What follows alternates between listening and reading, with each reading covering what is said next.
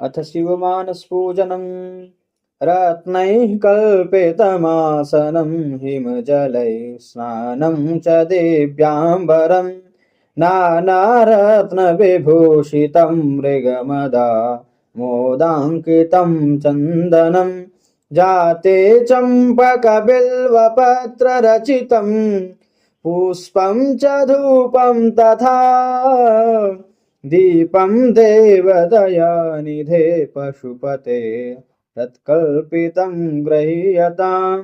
सौवर्णेन वरत्नखण्डरचिते पात्रे घृतं पायसं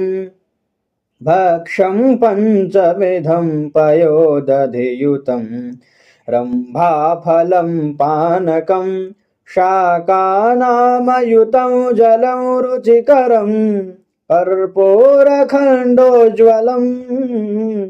ताम्बूलं मनसा मया विरचितं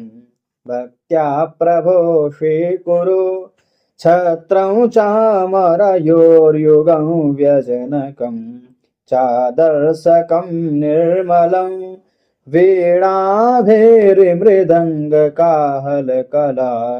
गीतं च नृत्यं तथा साष्टाङ्गं प्रणतिस्तुतिर्बहुविधा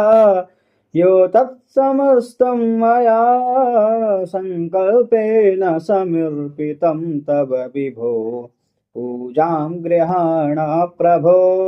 आत्मा त्वं गिरिजामते सहचरा प्राणा शरीरं गृहं पूजा ते विषयोपभोगरचना निद्रा समाधिस्थितिः सञ्चारः पदयो प्रदक्षिणविधिः स्तोत्राणि सर्वा गिरो यद्यत् कर्म करोमि तद्दखिलं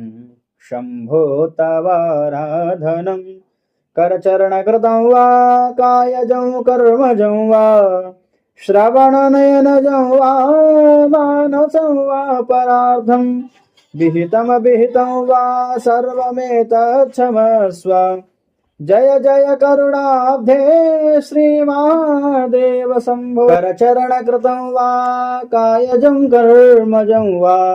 श्रवणनयनजं वा मानसं वा परार्थं विहितमविहितं वा सर्वमेतत् क्षमस्व जय जय करुणाब्धे श्रीमहादेव